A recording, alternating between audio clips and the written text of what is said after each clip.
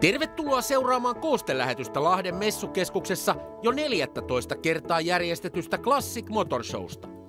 19 000 neliömetriä kätki sisäänsä yli 400 erilaista klassikkoajoneuvoa ja toinen toistaan hienompia osastoja. Tarjolla oli siis jokaiselle jotakin. Näyttely keräsi 2 päivän aikana yli 19 000 kävijää ja perinteisesti Classic Motor Showssa on aina yksi halli pyhitetty vuosittain vaihtuvalle teemalle. Tänä vuonna se muotoutuu kyllä aikamoisen pohdinnan jälkeen. Joka vuosi joku teema halutaan keksiä tai miettiä ja ne vaihtelee ne teemat aika laidasta laitaan. Miksi kupee? Siihen nyt ei ehkä semmoista muuta syytä kuin, että joku hyvä teema täytyy olla ja kupee on upea, kuulosti hyvältä. Ja teeman mielenkiintoisin pointtihan oli se, että siitä niin kalustosta ei ole pulaa. Teemahallin helminä loistivat tietysti Mercedes-Benzin vuoden 1956 mallinen lokinsiipiovinen SL300, jonka hinta maailmanmarkkinoilla kieppuu 1,5 miljoonan paikkeilla. Mukana ikoniosastolla oli tietysti myös punainen Ferrari 250 GTE, joita on valmistettu alle 1000 kappaletta. Hintaluokka 400 000 paikkeilla.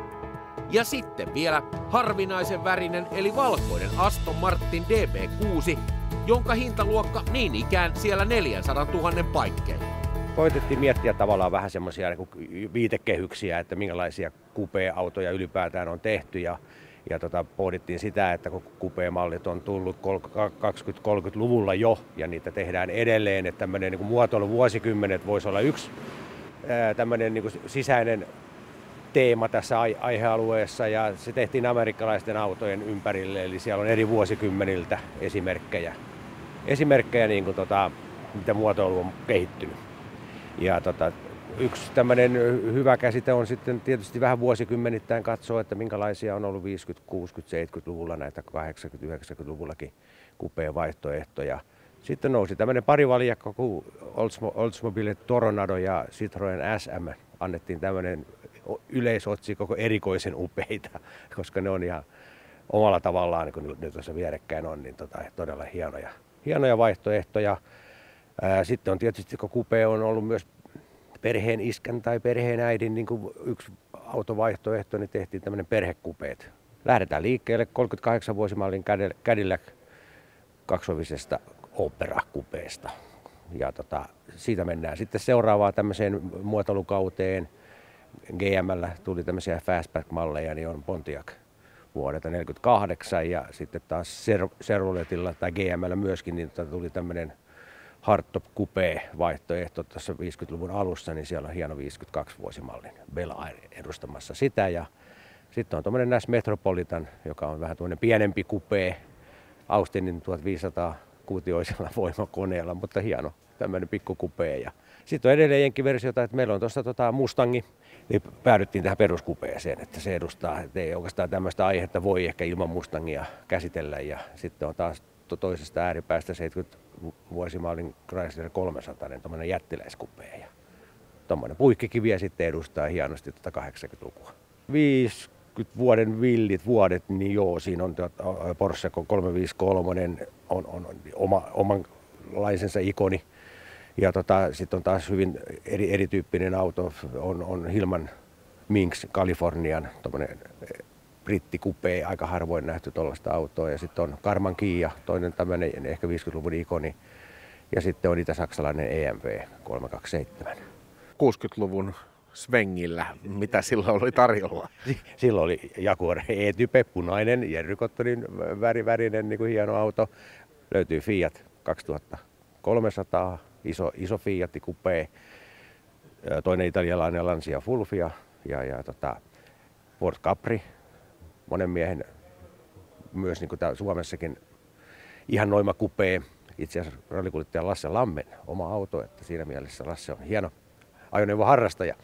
Ja ihan oikein katsoa itsekin vielä, että siellä oli sitten japanilainen Toyota Coronan hardtoppi. En ole itse, vaikka olen paljon niin kuin nähnyt autoja, niin mä en ole livenä tuollaista autoa ennen tätä perjantaita nähnyt. meillä olisi 70-luvun tyyliä vaikka tarjolla? 70-luvun tyyliä, värimaailma on aika mielenkiintoinen, että siellä on niin hyvin laidasta laitaa on toi Sumpeam Alppine GT vuodelta 70 ja sitten on toinen 70-luvun on tuommoinen Chevrolet Chevelle SS 396 isolohkolla alkuperäinen Suomi-auto. Et siinä mielessä hyvin niin kuin, hieno kappale suomalaista ajoneuvohistoriaa ja sitten on tietysti ei tämmöistä teemaa myöskään ilman BMWtä voi tehdä, että siellä on 3-litrainen BMW CSI ja Opel Manta ja sitten on tämmöinen Peugeot 504. Kaunis kupee sekin 70-luvulta. Hallin keskirivissä on tämmöinen vähän niin kuin kasinovuoden huumaa laidasta laitaan, on nousukautta ja ehkä laskukautta, mutta ei niinkään autoissa, mutta siltä aikakaudelta, että tuossa on Volvo 262 Bertonen erikoiskupee, tämmöisen vähän hienolla tavalla matalalla katolla hienossa kunnossa oleva auto. Sitten siinä on tuommoinen ehkä 80-luvun omanlaisessa sekä ralliauto että katuauto-ikoni Audi Quattro ja sitten on Honda Superauto NSX. Sitten on perhevankkurit, että pääsee koko perhe koupe harrastamaan, niin sieltä lähdetään brittipäästä vanhemmalla Triumph Herald, hyvin monta eri korimallia, tuo 2.5 kupe on kaunis linjakas vaihtoehto ja sitten siinä meillä on niin sanottu köyhän miehen Barracuda eli Volkswagen 1600 TL. Sitten löytyy Vauxhall Firenza, sekin on oikeasti niin toi kaunis linjakas kupee, että britit on niin osannut kyllä piirtää näitä. No sitten on myös tuommoinen Suomessa aika paljonkin nähnyt aikanaan, mutta hyvin ne on kadonnut, niin Datsun 120A kupee malli 78 oli toi vuosimalli ja sitten on Skoda Rapid.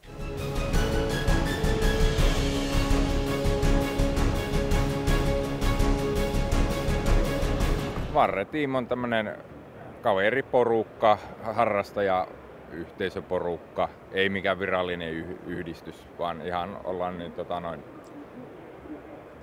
muuten pidetään yhteyttä ja järjestetään tapahtumia. Aktiivista porukkaa meitä on vajaa 10 kunta, mitkä järjestellään tätä hommaa, mutta sitten kesätapahtumissa meillä on 50 henkeä niin harrastajia mukana. Nouseva merkki harrastuksista, että koko ajan tulee lisää projekteja tehdään ja harrastajia tulee lisää ja kysyntähän näillä Saksassa on kovasti, että niin, sinne kyllä tahtoo mennä vähän meillä karata harrastuskalustoa, mutta niin kyllä täälläkin on niin vahvasti nousussa.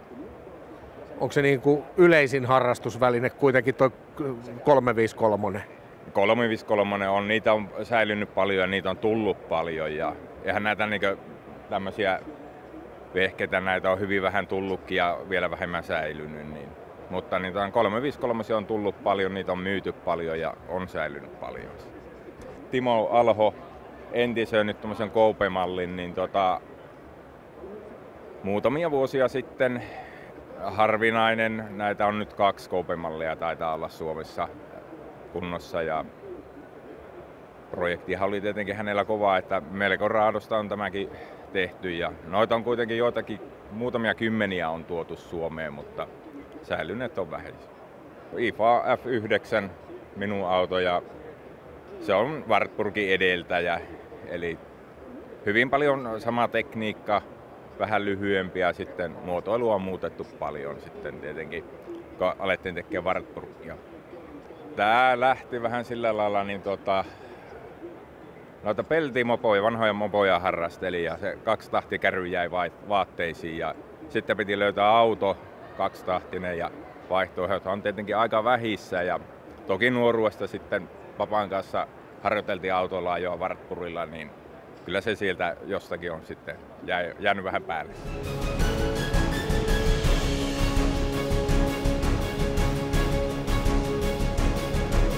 Harley Davidson aikanaan kun saapui Suomeen, se tietysti edusti huipputeknologiaa siihen aikaan. Ja myöskin se oli erittäin laadukas, suorituskykyinen verrattuna oikeastaan mihin tahansa muu sen aikaiseen härpättimeen. No, tämä punavalkoinen pyörä on 62-mallinen Panheidi. Ja näitähän ei siihen aikaan Suomeen tuotu yhtään kappaletta. Tämä on niin sanottu uustuontia. Harrikoiden maahantuonti oli monta kymmentä vuotta täysin katkoksella. Ja tämä edustaa semmoista ehkä eniten tunnettua klassikkoharrikkaa kuitenkin Panheidi. Seuraava sivunapyörä on sitten jo, se on myöskin Panheidi ja niitä tuotiin Suomen poliisille olympialaisten takia vuonna 1952 5 kappaletta sivuvaunuineen, radioineen, kaikkineen, koska piti näyttää maailmalle, että meillä menee vähän paremmin kuin mitä oikeasti menee. Se on 35-mallinen lättäpää ja se on ollut siihen aikaan Suomen kuuluisimmilla poliisin käytössä ja tuolla on taustalla kuva, jossa istuu linja-autossa koko Suomen sen aikana hallitus ja siellä viedään presidenttiä linnaan, ei toki presidentin linnaan, vaan putkaan syyllisenä sotaan, eli sotasyyllisyysoikeudenkäynnin lopputulos. Ja tuo kyseinen pyörä, mikä näkyy tuossa kuvassa, niin se on täsmälleen sama pyörä kuin mikä on tässä näyttelyssä. Eniten ja huonoimpaa kuntoa ajettu oli just tuo 35. Siellä on tosi paljon ajettu vuodesta 1935 vuoteen 1952. Kuitenkin joka päivä Helsingin poliisin käytössä pitkin Mukolakivikatuja, että todella loppuun käytetty. Isä osti vuonna 1952 sivuvaunun Harrikan ja siitä lähtien meillä on Harley Davidson ollut. Että kyseinen peli on meillä vieläkin ja täysin ajokuntoinen. Kaksipyöräisiä löytyi useammaltakin osastolta. Muun muassa Husqvarna juhlisti 120-vuotista taivalta. Ja vaikka sisätiloista löytyi jos jonkinlaisia klassikkokulkuneuvoja, niin Lahden messukeskuksen parkkipaikka on aina myös kävijöiden suuri suosikki. Nimittäin kaikki yli 30 vuotta vanhemmilla autoilla paikalle saapuneet vieraat saavat parkkeerata hallin eteen ja niissäkin autoissa nähtävää riittää. Mutta nyt takaisin sisätiloihin.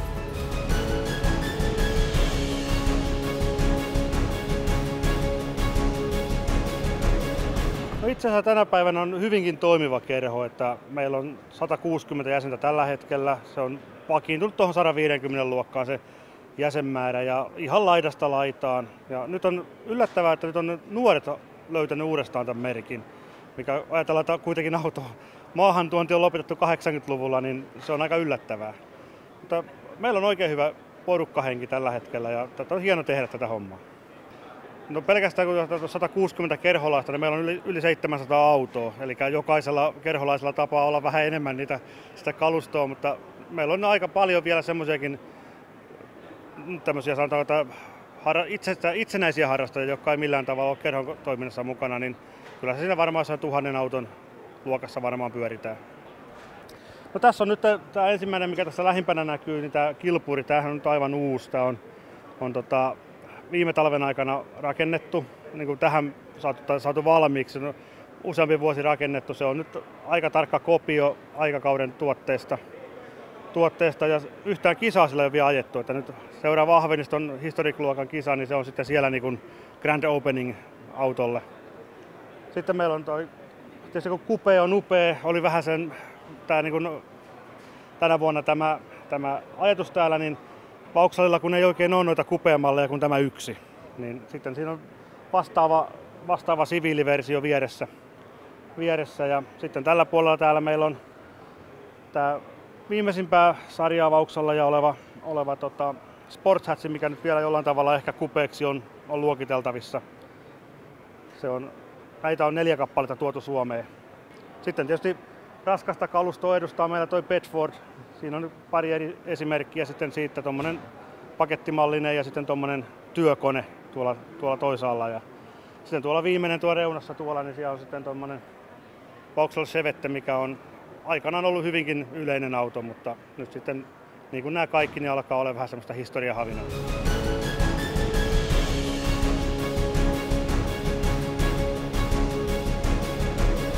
VTCF ry on Bimmer Tuning Club of Finland. Me ollaan Suomen suurin yksittäisen merkin merkkikerho. Meillä on monta kymmentä tuhatta käyttäjää. Meillä on foorumi, jossa me jaetaan tietoa, keskustellaan eri asioista ja myyntipalstat. Ja sitten meillä on jäsenmaksu vuosittain, joka on vapaaehtoinen. Ja me järjestetään joka vuosi ainakin 4 ratapäivät Suomen suurimmilla autoradoilla. Ja sitten on erilaisia paikallisia tapahtumia, joita saa itse järjestää. Ja suurimpana tapahtumana meillä on Bimmerparty, joka on joka kesä Kalajoen lentokentällä. Meillä on viikonloppu siellä ja meillä on erilaisia kilpailuja siellä, varttimailia, nopeuskilpailua, kuminpolttoa ja muutamia esiintyjiä lavalla sitten ollaan siellä Kalajoella mökkeilemässä. Niin sanoit, että Suomen suurin merkkikerho, jos katsoo tätä tarjontaa tässä osastolla, niin semmoinen aika bemari voittoiselta näyttäisi. Joo, siis ollaan tosiaan ihan BMWtä edustetaan ja meillä on sen verran paljon sitä käyttäjää ja jäsentä meidän kerhossa, niin viime vuonna tultiin ensimmäisen kerran Classic Motor Showhun, kun me ajateltiin, että meillä on vanhoista autoista ihan täysin uusia näillä meidän jäsenillä ja muilla, niin miksei me sitten tultaisi edustamaan myöskin tänne. Naisten automobiiliklubi voitti viime vuonna parhaan yhdistysosaston palkinnon ja tyylikäs on tämänvuotinenkin kokonaisuus, jossa 3 erityyppistä Lady-kerhoa on lyönyt hynttyyt yhteen, eli Pinup Petrols, Viivin Vintage sekä naisten automobiiliklubi. Pinup Petrols on pinup- ja vintage-harrastajien yhdistys. Me toimitaan maanlaajuisesti, meillä on noin 100 jäsentä. Järjestetään tapahtumissa kaikenlaista tällaista muotinäytöstä, pinup-showta. Meillä on jäsentoimintaa, järjestetään kuvauksia, järjestetään kampauskursseja ja kaikenlaista niin tähän meidän omaan genreen kuuluvaa juttua meidän jäsenille. Meillä on aika monella meidän jäsenellä on omia harrasteautoja, niin kuin tämä on esimerkiksi mun rakas Kerttu. Kerttu on 74 vuoden kupla ja vielä jeansimalli, eli siinä on tosi trendikkäät vihreät farkkupenkit. Ja meillä on autoja aika moneen lähtöön, että paitsi että meillä on näitä euroja, niin aika monella toki on sitten jenkkiautoja, koska sehän nyt virallisesti kuuluu tähän tällaiseen 50-luvun henkiseen pinup-touhuun.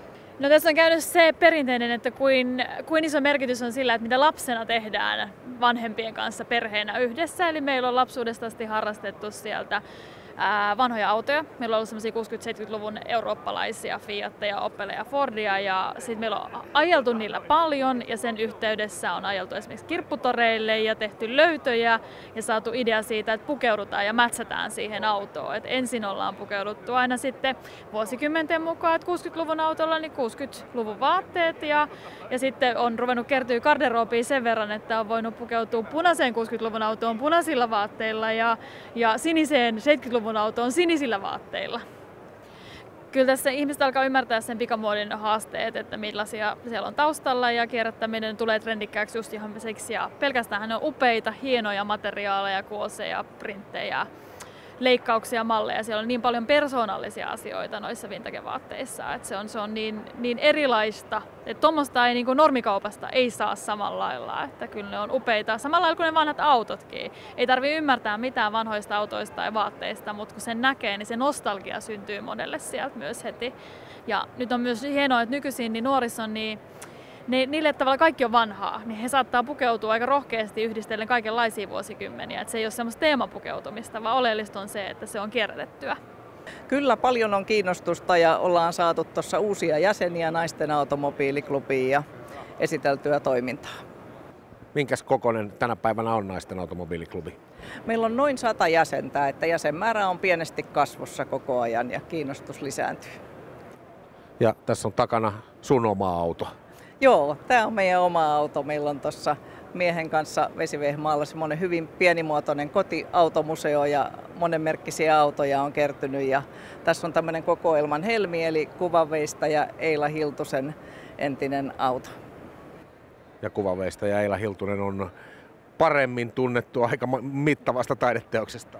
Joo, kyllä hän on tämän Sibelius-monumentin tehnyt ja tämän auton historia on semmoinen, että hän on saanut tämän korvauksena autosuunnittelija Pininfarinalta, koska hänen piti tehdä sinne Pininfarinalle upea taideteos, mutta hän ehti tehdä vain luonnoksia ennen kuin Pininfarina menehtyi. Ja projekti jäi toteuttamatta, mutta korvauksena tästä työstä hän sai valita auton sieltä Pininfarinan autotallista ja hän valitsi tämmöisen kauniin Fiatin. Pienenä nyanssina, että Pininfarina kävi tapaamassa Eila Hiltusta Suomessa juurikin silloin, kun taiteilija oli hitsaamassa Sibelius-monumenttia.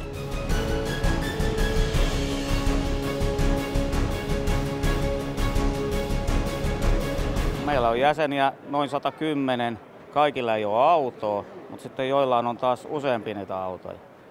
Meillä on mukana myös perheenjäseniä, eli sieltä löytyy ihan 4-5-vuotiaasta kaverista lähtien niin jäseniä. Jos puhutaan pelkästään siviiliautoista, unohdetaan kilpa-autot pois, niin niitä on noin 60-70 varmaankin. Eli semmoisesta katoavasta luonnonvarasta puhutaan? Nimenomaan, ikävä kyllä. Mites sitten maailmalla tuolla Brittein saarilta, vieläkö sieltä löytyy autoja tuotavaksi tänne? Kyllä sieltä löytyisi, mutta aika harva vaan on tuonut niitä. Kun siellä kanssa se hintataso on semmoinen, että Suomessa saat sen vähän halvemmalla kuin täältä, mikäli sattuu olla myytävänä. Harvoin näitä kaupan on. No meillähän on tässä nyt tämmöinen vähän muuteltu Imppi, joka täyttää 60 vuotta tänä vuonna. Sitten löytyy 2 Sumpeon Stilettoa, joita on tuotu 17 aikanaan Suomeen, joista ainoastaan 2 autoa hukassa ei tiedetä, mitä niille on tapahtunut. Toistaiseksi ei tiedetä. Ja sitten on 1 Englannista tuotu Singer Samoy Scope.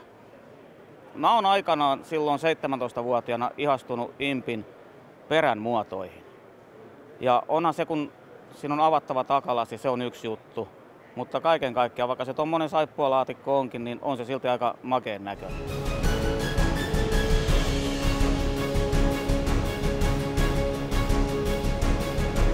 Seuraalle kuuluu ihan hyvä, että meillä on tällä hetkellä, ollaan hyvin tyytyväisiä, onnistuttiin aivan loistavasti omasta mielestämme tämän osaston luomisessa. Eli teemana kääpiöautot ja Gulf-bensiiniasema.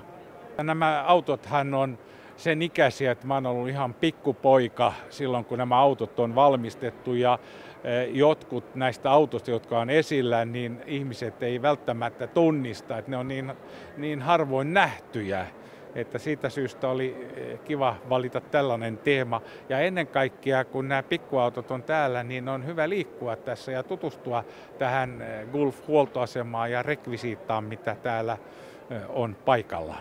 Autothan on kaikki 50-luvulla tai ihan 60-luvun alusta, ja tarkoituksenahan oli se, että olisi mahdollisuus liikkua edullisesti, koska sodan jälkeen niin ihmisillä ei ollut varaa ostaa hienoja autoja. Silloin se oli niin kuin sitä kulta-aikaa näille niin sanotulle kääpiautoille.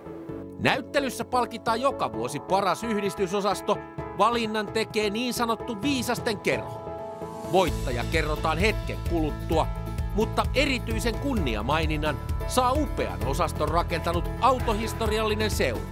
Näyttelyn järjestäjänä halutaan tänä vuonna muistaa ihan alusta mukana ollutta autohistoriallista seuraa, joka on joka vuosi tehnyt hienon osaston.